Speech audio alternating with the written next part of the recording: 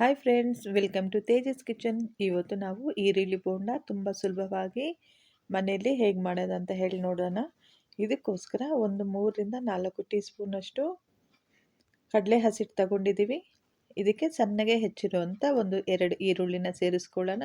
ಇದಕ್ಕೆ ಈರುಳ್ಳಿ ಸ್ವಲ್ಪ ಜಾಸ್ತಿ ಹಾಕಿದ್ರೆ ತುಂಬ ರುಚಿಯಾಗಿರುತ್ತೆ ಫ್ರೆಂಡ್ಸ್.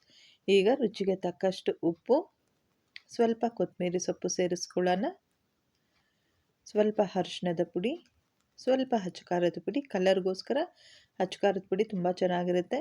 ಸ್ವಲ್ಪ ಕೊತ್ತಂಬರಿ ಸೊಪ್ಪು, ಸ್ವಲ್ಪ ಕರಿಬೇವು ಮತ್ತು ಹಸಿಮೆಣಸಿನ್ಕಾಯಿಗಳನ್ನ ಸಣ್ಣಗೆ ಕಟ್ ಮಾಡಿಬಿಟ್ಟು ಹಾಕ್ಕೊಂಡಿದ್ದೀನಿ.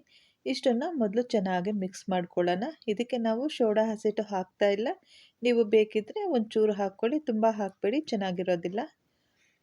ಈಗ ನೋಡಿ ಎಲ್ಲ ಚೆನ್ನಾಗಿ ಮಿಕ್ಸ್ ಆದಮೇಲೆ ನೀರು ಹಾಕ್ಕೊಂಡು ಚೆನ್ನಾಗಿ ಮಿಕ್ಸ್ ಮಾಡ್ಕೊಳ್ಳೋಣ. ನೀರು ನೋಡಿಕೊಂಡು ಹಾಕ್ಕೊಳ್ಳಿ. ಸ್ವಲ್ಪ ಗಟ್ಟಿಗಿರಬೇಕು ಇದು, ತುಂಬ ಗಟ್ಟಿಗೂ ಅಲ್ಲ, ತುಂಬ ಸಾಫ್ಟಾಗೂ ಅಲ್ಲ, ಮೀಡಿಯಮ್ ಆಗಿದ್ದರೆ ತುಂಬ ಚೆನ್ನಾಗಿರುತ್ತೆ ಫ್ರೆಂಡ್ಸ್. ನೋಡ್ತಿದ್ದೀರಲ್ಲ, ಈ ಥರ ಬಂದರೆ ಸಾಕು ನಮಗೆ. ಇದನ್ನು ಮಾಡೋಕ್ಕೆ ಮುಂಚೆನೇ ನಾವು ಎಣ್ಣೆ ಬಿಸಿಗೆ ಇಟ್ಕೊಬಿಡಬೇಕು. ಎಣ್ಣೆ ಬಿಸಿಗೆ ಇಟ್ಕೊಂಡ್ಮೇಲೆ ಇದನ್ನು ಇನ್ಸ್ಟಂಟಾಗಿ ಕಲಿಸ್ಕೊಂಡು ಬೇಗ ಬೇಗ ರೆಡಿ ಮಾಡ್ಕೋಬಹುದು. ಈಗ ನೋಡಿ ಎಣ್ಣೆ ಚೆನ್ನಾಗಿ ಕಾದಿದೆ. ಈಗ ನಾವು ನಮಗೆ ಯಾವ ಶೇಪಲ್ಲಿ ಬೇಕೋ ಆ ಶೇಪಲ್ಲಿ ನೀಟಾಗಿ ಹಾಕ್ಕೋಬಹುದು. ಎರಡು ಸೈಡು ಒಂದು 5-10 ನಿಮಿಷ ನೀಟಾಗಿ ಮಿಕ್ಸ್ ಮಾಡಿಕೊಂಡು ಫ್ರೈ ಮಾಡ್ಕೊಳ್ಳಿ. ತುಂಬ ಚೆನ್ನಾಗಿರುತ್ತೆ. ಇಲ್ಲಿ ನಾವು ಸೋಡಾ ಹಸಿಟ್ಟು ತುಂಬ ಯೂಸ್ ಮಾಡದೇ ಇರೋದ್ರಿಂದ ಇದು ಎಣ್ಣೆ ಕೂಡ ತುಂಬ ಹೀರೋದಿಲ್ಲ. ತುಂಬ ಚೆನ್ನಾಗಿರುತ್ತೆ ಫ್ರೆಂಡ್ಸ್. ನೀವು ಟಿಶ್ಯೂ ಪೇಪರ್ ಮೇಲೆ ಹಾಕೋ ಅವಶ್ಯಕತೆಯೂ ಬರೋದಿಲ್ಲ, ಎಣ್ಣೆನೇ ಇರೋದಿಲ್ಲ ಇದರಲ್ಲಿ. ಅಷ್ಟೊಂದು ಚೆನ್ನಾಗಿರುತ್ತೆ. ನೀವು ಖಂಡಿತ ಒಂದ್ಸಾರಿ ಟ್ರೈ ಮಾಡಬೇಕು. ಇಷ್ಟು ಚಳಿಯಲ್ಲಿ, ಈ ಮಳೆಯಲ್ಲಿ, ತುಂತುರು ಮಳೆಗೆ ಇನ್ಸ್ಟಂಟಾಗಿ ಬಿಸಿ ಬಿಸಿಯಾಗಿ ಈರುಳ್ಳಿ ಬೋಂಡ ಖಂಡಿತ ತುಂಬ ಚೆನ್ನಾಗಿರುತ್ತೆ. ಒಂದು ಸತಿ ಟ್ರೈ ಮಾಡಿ ನೋಡಿ.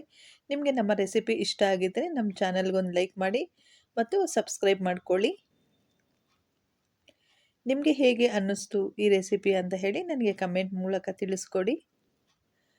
ತುಂಬ ಗರಿಯಾಗಿ ಬರುತ್ತೆ, ಮೇಲೆ ಕ್ರಿಸ್ಪಿಯಾಗಿ, ಒಳಗಡೆ ಸಾಫ್ಟಾಗಿ ತುಂಬ ಚೆನ್ನಾಗಿರುತ್ತೆ ಫ್ರೆಂಡ್ಸ್ ಬೋಂಡ ಇದು. ನೋಡಿ, ಒಂದು ಚೂರು ಕೂಡ ಎಣ್ಣೆ ಈರಿಲ್ಲ, ಇದು ಪೂರ್ತಿಯಾಗಿ ಎಣ್ಣೆ ಬಿಟ್ಬಿಡುತ್ತೆ.